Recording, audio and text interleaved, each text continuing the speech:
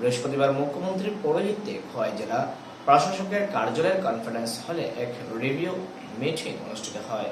বৃহস্পতিবার সকাল বেলায় খোয়াই পৌঁছলেন মুখ্যমন্ত্রী বিপ্লব কুমার দেব। খোয়াই জেলা প্রশাসকের কার্যালয়ের কনফারেন্স হলে মুখ্যমন্ত্রী বিপ্লব কুমার দেবের পৌরোহিত্যে শুরু হয় খোয়াই জেলাভিত্তিক বিভিন্ন উন্নয়নমূলক কাজের রিভিউ মিটিং। এই রিভিউ মিটিং এ ডিজি বিএস যাদব সহ বিভিন্ন দপ্তরের আধিকারিকরা উপস্থিত ছিলেন। বিদ্যুৎ, জলসহ জাতীয় সড়ক সহ বিভিন্ন নির্মাণ কাজের অগ্রগতির খোঁজখবর নেন। তাছাড়া উপস্থিত ছিলেন রাজ্যের মন্ত্রী মেবার কুমার জমাতিয়া, খোয়াই জেলা শাসক স্মিতা মল্ল। প্রত্যেক কাজকর্মেরই একটি নির্দিষ্ট সময়সীমা বেঁধে দেন বলে জানা যায় একটি সূত্রে। কারণ অনেকদিন হয়ে গেছে ডিস্ট্রিক্ট রিভিউ মিটিং হচ্ছিল না, করোনা কালের সময় তো সম্ভবই ছিল না, করোনার রিভিউ চলছিল। অল ওভার ডিস্ট্রিক্ট রিভিউ মিটিংয়ে খুব প্রয়োজন। সমস্ত ডিপার্টমেন্টগুলো কীভাবে কাজ করছে, ওখানে যে যারা বিশেষ করে স্থানীয় অফিসার যারা আছে, যারা ডিস্ট্রিক্ট মিটিংয়ের মধ্যে ওরা আসে। এমনিতে স্টেটে যখন আমরা মিটিং করি তখন সেখানে হাই অফিসিয়ালরা থাকে, ডাইরেক্টর অ্যাবভ। এখানে ফিল্ডে যারা কাজ করে এরা থাকে। তো স্বাভাবিকভাবে আমাদের কি কাজ করছি, কাজের নিচে কীভাবে কাজকে ইমপ্লিমেন্ট করা, তাদের কাছ থেকে অনেক সময় অনেক ফিডব্যাক থাকে। জনপ্রতিনিধিরা ওখানে ওই মিটিংয়ের মধ্যে থাকেন, স্থানীয় এমএলএরা থাকেন, জেলাধিপতি থাকেন, তো সেই বিষয়ে তোলা যায়। কিন্তু আমরা যখন সেক্রেটারিয়েটে মিটিং করি তার মধ্যে তো আর অনলি মিনিস্টার থাকেন আর সেক্রেটারিস অ্যান্ড ডাইরেক্টরস। তো এতে রাজ্যবাসী লাভ হয় এবং যে ছোট ছোট বিষয়গুলি উঠে আসে সেগুলি সমাধান হয়। এতে রাজ্যের যে ডেভেলপমেন্টের গতি আরও সুন্দর হয় আর ভালো হয়। এটাই মূল উদ্দেশ্য। এখন সবটি ডিস্ট্রিক্টে এখন রিভিউ মিটিং করব, রিভিউ মিটিং করে যাতে নিচে যে সমস্যাগুলো আছে সেগুলো যাতে সময়ের মধ্যে সমাধান করা যায়। ব্যুরো রিপোর্ট, খবর ত্রিপুরা। 2020 ও 21 কেন্দ্রীয় বাজেটের বিরোধিতা করে শহরের এক র্যালি সংগঠিত করল সারা ভারত গণতান্ত্রিক নারী সমিতির পশ্চিম জেলা কমিটি। 2021 ও 22 কেন্দ্রীয় বাজেটের বিরোধিতা করে শহরে মিছিল করল সারা ভারত গণতান্ত্রিক নারী সমিতির পশ্চিম জেলা কমিটি। বৃহস্পতিবার ভানুস্মৃতি ভবন থেকে একটি প্রতিবাদী মিছিল সংগঠিত করা হয়। মিছিলটি শহরের ফ্রাইরাইস সমনি, পোস্ট অফিস সমনি সহ বিভিন্ন পথ পরিক্রমা করে ওরিয়েন্ট সমনি এলাকায় এক পথসভা অনুষ্ঠিত করা হয়। এদিন সারা ভারত গণতান্ত্রিক নারী সমিতির পশ্চিম জেলা কমিটির কর্মসূচিতে নেতৃত্ব দেন সারা ভারত গণতান্ত্রিক নারী সমিতির সদস্য কৃষ্ণা রক্ষিত। তিনি বলেন, 2021 ও 22 বাজেট সম্পূর্ণ অমানবিক এবং নিষ্ঠুর বাজেট। কোভিডের জন্য বহু মানুষ কর্মহীন হয়েছে এবং জীবন জীবিকা সংকটের সম্মুখীন। আর এই মুহূর্তে পুঁজিপতিদের স্বার্থে জনবিরোধী বাজেট আনা হয়েছে। এমনকি বাজেটের রাষ্ট্রায়ত্ত সংস্থাগুলি বিক্রি করতে প্রস্তাব রাখা হয়েছে। রেগা এবং কর্মসংস্থানের কোনো রকম উল্লেখ নেই বাজেটে। এর প্রভাব পড়বে মহিলাদের উপর। এই স্বাস্থ্য ক্ষেত্রে যখন অর্থ বরাদ্দ কমানো হয়, সবচেয়ে বেশি আঘাতপ্রাপ্ত হয় মহিলারা।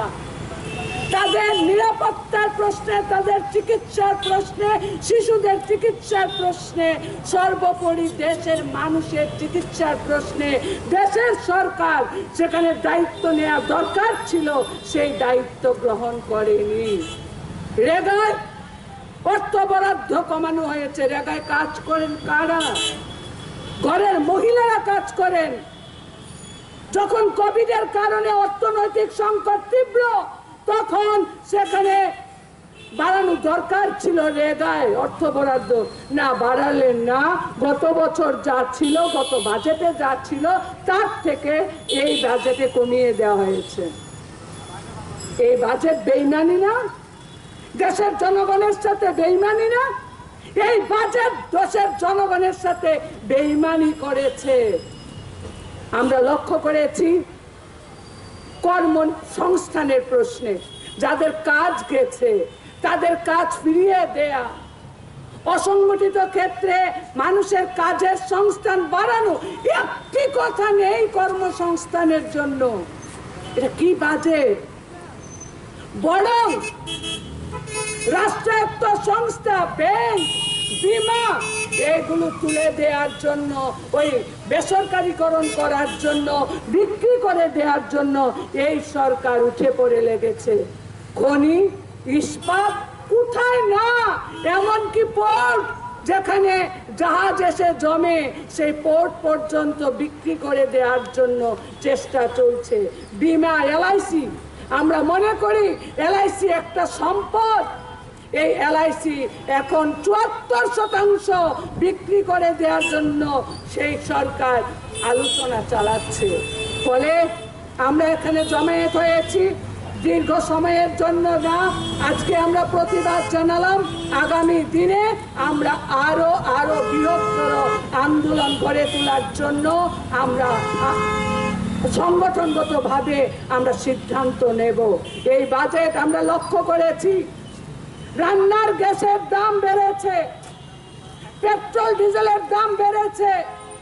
পেট্রোলের দাম বাড়লে, ডিজেলের দাম বাড়লে দ্রব্যমূল্যের দাম বাড়বে, স্বাভাবিক কারণে।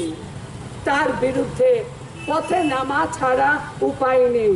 আজ যারা মনে করছেন যে এখানে নারী সমিতি কথা বলছে, আমরা বিনীতভাবে বলবো যে যখন বাজারে চালের দাম বাড়ে সেখানে কি পতাকার রং দেখে ৭০ টাকা চালের কেজি হলে পর নারী সমিতির যেমন কিনতে হবে, সেমনি ডানপন্থী নারী সংগঠনেরও কিনতে হবে। এখানে পতাকার রং দেখে না, পতাকার রং দেখে দেশ চলে না। তাই আমরা বলছি এই জনবিরোধী বাজেট, এই বাজেটের বিরুদ্ধে দল মত নির্বিশেষে সকল অংশের মানুষ এগিয়ে আসুন। কৃষকরা দিল্লিতে আন্দোলনে বসেছে, কত বড় বেপরোয়া মনোভাব! কৃষকরা যখন আন্দোলন করছে তখন সারের দামের বৃদ্ধি ঘটিয়েছে, বিদ্যুতের দামের বৃদ্ধি ঘটিয়েছে। বিদ্যুতের দাম যদি বাড়ে তাহলে পর সর্বক্ষেত্রে তার প্রভাব পড়তে বাধ্য। তাই আমরা বলবো, আসুন বন্ধু, প্রতিবাদে সামিল হন, গর্জে উঠুন, কেন্দ্রীয় সরকারকে বাধ্য করুন যে এই জনবিরোধী যে পদক্ষেপ, সেই পদক্ষেপ থেকে সরে আসতে। রাষ্ট্রায়ত্ত সংস্থা বিক্রি করা চলবে না, ব্যয় বরাদ্দ বৃদ্ধি করতে হবে, স্বাস্থ্যক্ষেত্রে অর্থ বরাদ্দ করতে হবে, নারীদের জন্য অর্থ বরাদ্দ করতে হবে, সর্বোপরি দ্রব্যমূল্য বৃদ্ধি রোধ করতে হবে। এই দাবিগুলো নিয়ে আমরা লড়াই, আন্দোলন জারি রাখবো। এই আন্দোলনের পাশে আপনাদের সহযোগিতা চাই, আপনাদের অংশগ্রহণ চাই। এই ব্যুরো রিপোর্ট, খবর ত্রিপুরা। গোপন খবরের ভিত্তিতে বিপুল পরিমাণ ব্রাউন সুগার সহ এক ব্যক্তিকে আটক করতে সক্ষম হলো রাজধানীর পূর্ব থানার পুলিশ। গোপন সংবাদের ভিত্তিতে পূর্ব আগরতলা থানার পুলিশ বিপুল পরিমাণ ব্রাউন সুগার সহ এক ব্যক্তিকে আটক করতে সক্ষম হলো।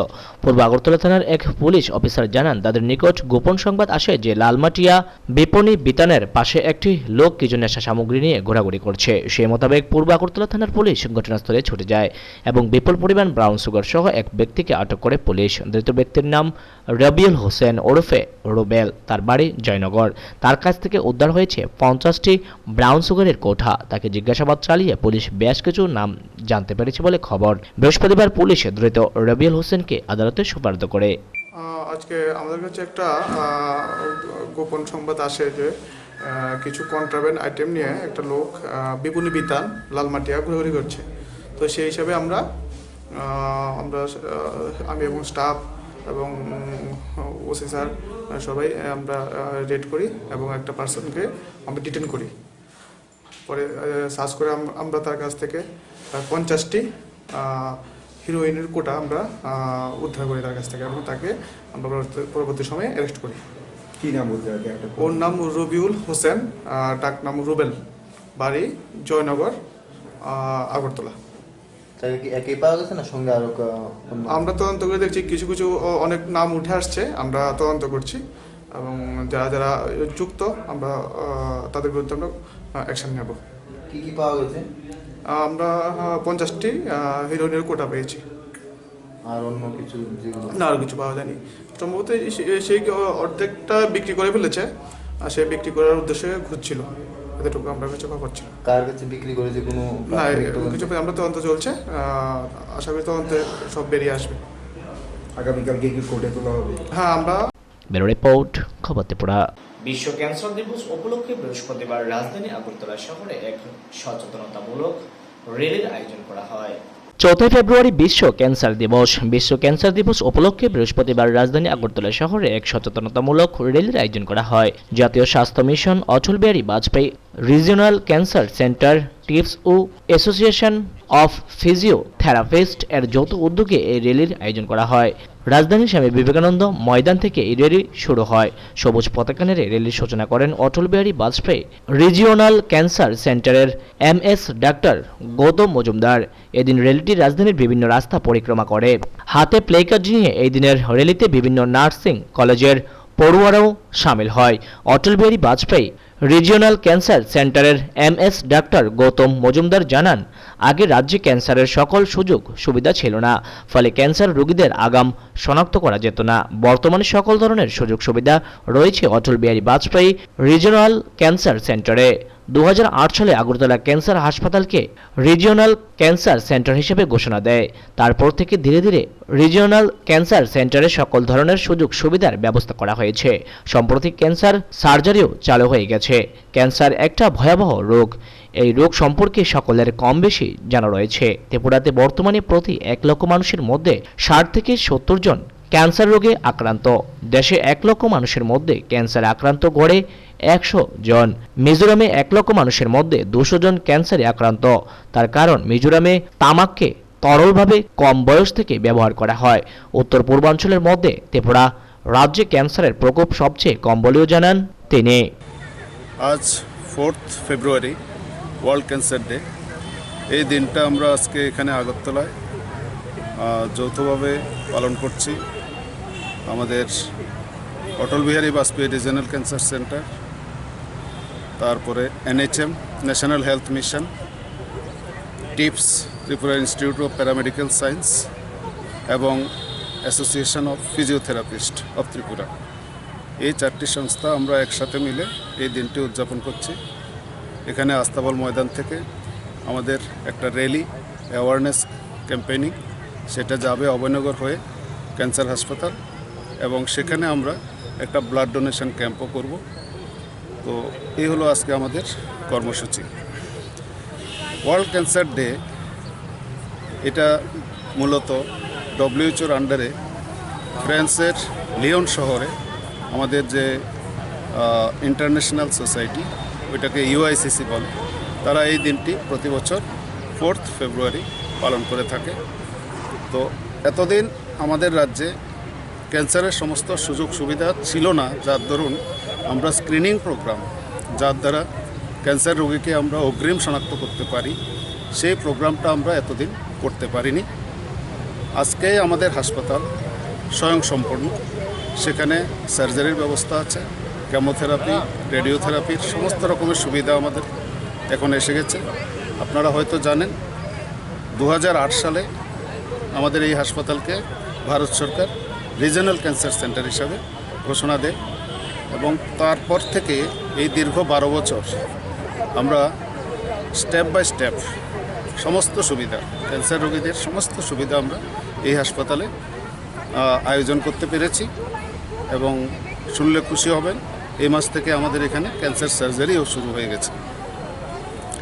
তো ক্যান্সার সত্যি একটা ড্রেডফুল ডিজিজ, মানে খুবই ভয়ানক রোগ। এই রোগের সাথে আমি মনে করি প্রতিটি পরিবারের প্রতিটি সদস্য কোনো না কোনোভাবে যুক্ত আছেন। আমি বলতে চাইছি মানে সবাই এই রোগ সম্পর্কে কম বেশি জানেন, কারণ এমন কোনো মানুষ নেই যার কোনো আত্মীয় স্বজন বা বন্ধুবান্ধব বা পাড়া প্রতিবেশী এই রোগে আক্রান্ত হননি। কেন এই রোগের এত প্রাদুর্ভাব, এই জিনিসটা বুঝতে হলে আমাদের আরেকটু ডিটেইল আলোচনা করতে হয়। এই রোগটা কিন্তু নতুন কোনো রোগ নয়। সৃষ্টির প্রথম থেকেই আমরা জানি 4000 বছর আগেও ক্যান্সারের হদিশ পাওয়া গেছে, এবং এই রোগের সাথে আমাদের জীবনশৈলী মানে লাইফস্টাইল সেটা খুব ওতপ্রোতভাবে জড়িত। ব্যুরো রিপোর্ট, খবর ত্রিপুরা। ফাঁসিতে আত্মহত্যা করল এক যুবক। ঘটনা মধুপুর থানাধীন পাথারিয়াধার এলাকায়।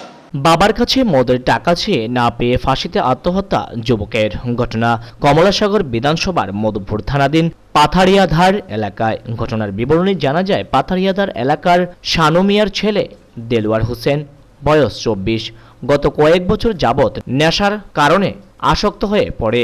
নিত্যদিন তার বাবার কাছ থেকে টাকা চেয়ে নিয়ে কখনো গাঁজা আবার কখনো ইয়াবা ট্যাবলেট পান করে বাড়িতে আসেন, আর বাড়িতে এসে উশৃঙ্খলা চালায়। কখনো মা বাবাকে মারধর, আবার ভাই বোন এবং এলাকার জনগণকে মারধর।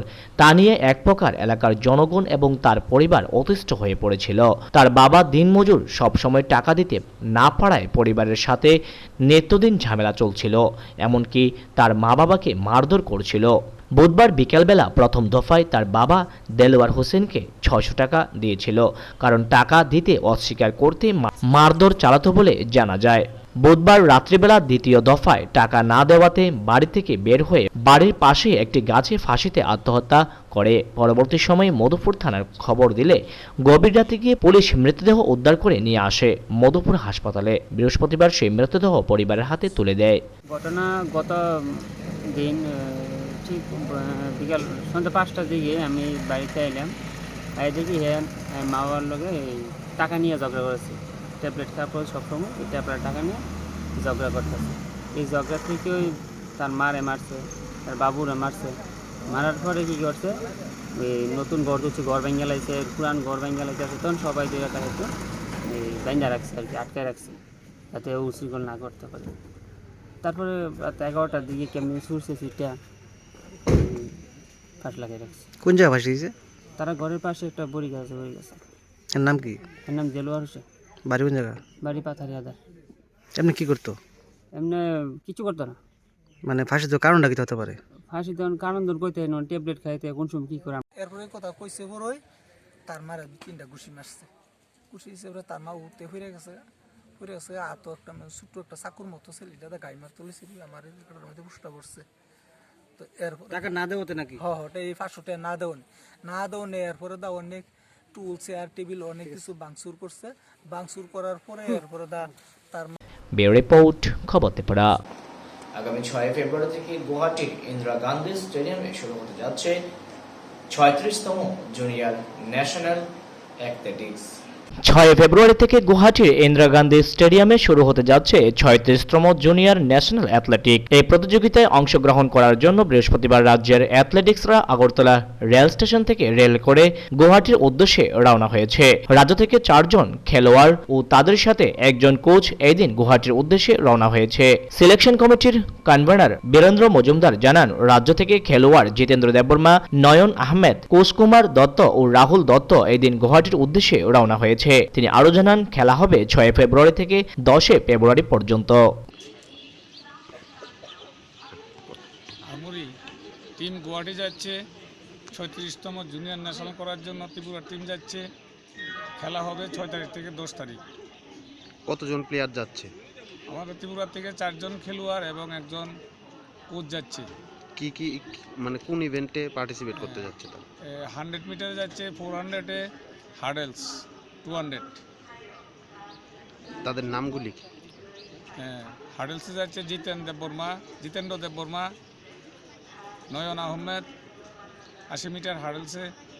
400 মিটারে যাচ্ছে কুশকুমার দত্ত, আর 100 মিটার এবং 200 মিটারে যাচ্ছে রাহুল দেবনাথ। কোন জায়গায় হবে খেলাটা? গুয়াহাটিতে ইন্দিরা গান্ধী স্টেডিয়াম। গুয়াহাটিতে হবে ইন্দিরা গান্ধী স্টেডিয়াম। আপনার নাম এবং ডেজিগনেশন? আপনার নাম এবং ডেজিগনেশন? আমার নাম বীরেন্দ্র মজুমদার, ফিজিক্যাল ইন্সট্রাক্টর। আমি সিলেকশন কমিটির কনভেনার। ব্যুরো রিপোর্ট, খবর ত্রিপুরা। বাইক সহ এক কুখ্যাত ছিনতাইবাজকে আটক করল মেলাগড় থানাধীন নলছড় এলাকার এলাকাবাসী। মেলাগড় থানাধীন দক্ষিণ নলছড় এলাকায় আটক বাইকসহ এক কুখ্যাত ছিনতাইবাজ। ঘটনার বিবরণে জানা যায়, মেলাগড় থানার দক্ষিণ নলছড় এলাকায় সুনীতি বালা দাস বাড়ি যাওয়ার পথে 2 নং ওয়ার্ডের মসজিদের পাশে আসলেই TR01A08484 এই বাইকটি মহিলার গলার চেনটি ছিনতাই করে পালিয়ে যাবার সময় এলাকাবাসীর হাতে ধরা পড়ে কুখ্যাত ছিনতাইবাজ। জানা যায়, ওই ব্যক্তির নাম রুহুল আমিন, বয়স 25। তার বাড়ি মেলাগড় ইন্দ্রনগরে। অপর একজনের নাম শাকিল পালিয়ে যেতে সক্ষম হয়। তার বাড়ি তেলকাজলা বরডেপা। কুখ্যাত ছিনতাইবাজ রুহুল আমিনকে ধরে এলাকাবাসী উত্তম মাধ্যম দিয়ে মেলাগড় থানার হাতে তুলে দেয়। বাজার থেকে বাড়ি ফিরতে মেন রোডের থেকে যাওয়ার সময় এই 2 ছিনতাইকারী মানে গলা থেকে মানে জোর জবরদস্তি চেনটা টান দিয়া একজন বাইক চালায় আর একজন বাইকে বসা যে সেই চেনটা নিচ্ছে, আর যে চালায় সে তো চালাই আইয়া পড়ছে, তখন বুঝি চিল্লা পাল্লা করে যে ধরো পাকড়াও, হ্যাঁ তখন লোক পেছনে পেছনে মানে পাকড়াও করে পংবাড়িতে আইয়া তারা মানে আটকায় বা আটকাইতে পারে। যখন বাইক নিয়ে আটকাইতে পারলো নইলে ওই রিপোর্ট খবর ত্রিপুরা। বৃহস্পতিবার এমবিবি কলেজের আইটি ল্যাবে ই গ্রন্থালয় library automation software training programme শুরু হয়। বৃহস্পতিবার এমবিবি কলেজের আইটি ল্যাবে এই গ্রন্থালয় library automation software training programme শুরু হয়। 3 দিন ব্যাপী চলবে এ প্রশিক্ষণ। এদিন প্রশিক্ষণের প্রদীপ প্রজ্বলন করেন উদ্বোধন করেন রাজ্য লাইব্রেরি প্ল্যানিং কমিটির ভাইস চেয়ারম্যান অরুণ উদয় সাহা। এতে আগামী দিনে লাইব্রেরি পরিচালনা অনেকটা সুবিধা হবে। লাইব্রেরিয়ান কাজে যারা যুক্ত রয়েছে তাদের প্রশিক্ষণ প্রদান করা হবে, কারণ সবকিছু পরিবর্তন ঘটছে। রাজ্যে 63টি পাবলিক লাইব্রেরি আছে।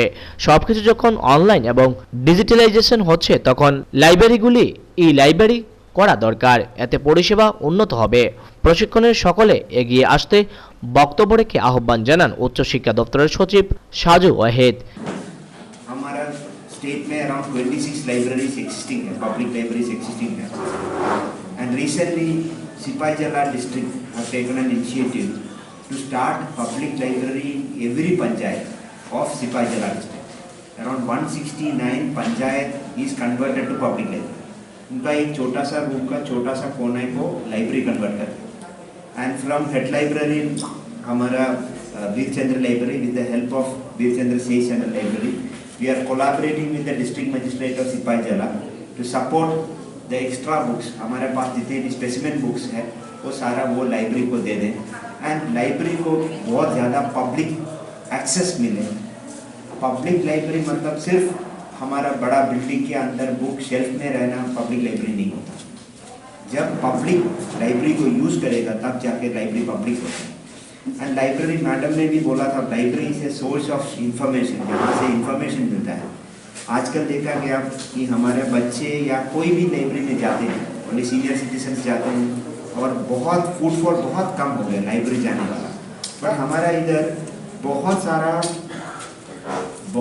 लोग एंड बहुत सारे book every year with the help of RRLF we are getting huge amount of fund for bringing books.